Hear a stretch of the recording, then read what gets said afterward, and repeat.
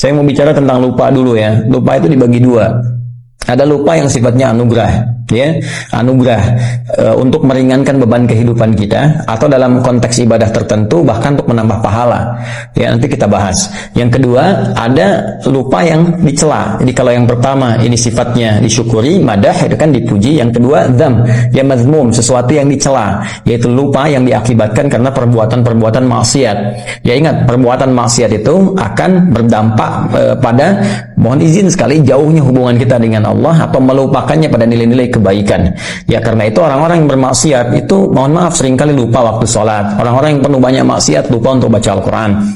Sehingga dari sifat lupa ini jadi jauh dari sholat, jauh dari Al-Quran, jauh dari nilai-nilai kebaikan menurut syariat Islam dan sebagainya. Nah, ini yang dibawa dari maksiat. Ya.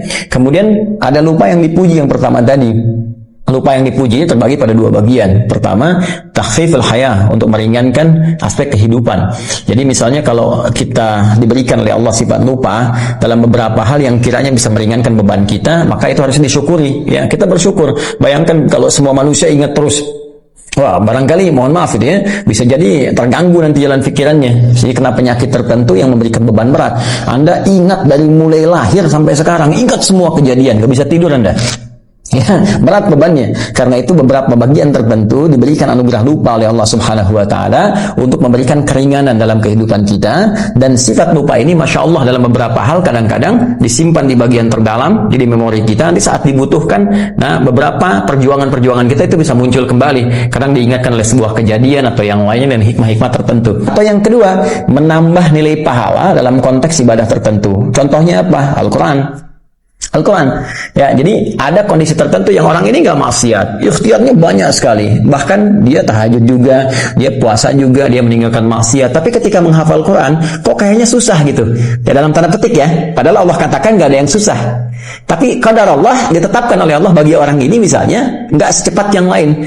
Orang lain misalnya dalam 10 menit hafal 1 halaman. Orang ini sudah 1 jam belum hafal. Bahkan 10 jam masih terlambat-lambat. Ya, ada yang pindah lupa sebelumnya misalnya kan. Apa di antara hikmahnya? Ternyata di antara hikmahnya itu rahmat Allah Subhanahu wa taala, di antaranya untuk memberikan tambahan pahala kepadanya dengan mengulang apa yang telah dia tadi usahakan untuk dihafal. Jadi makanya menghafal Quran itu sering saya katakan bukan berapa banyak hafalan yang dikumpulkan, bukan berapa juz yang telah dihafalkan, tapi berapa banyak ikhtiar kita untuk menghadirkan Quran itu hadir dalam jiwa kita, ya, berdasarkan kemampuan usaha kita. Jadi yang dilihat oleh Allah, yang dinilai itu adalah ikhtiarnya, bukan berapa juz yang telah dihafalkan. Ya, kalau berapa juz yang telah kumpul itu yang menjadi pahala, rugi kita. Rugi. Tapi betapa adilnya Allah memberikan ikhtiar manusia sebagai ukuran pemberian pahala kepadanya.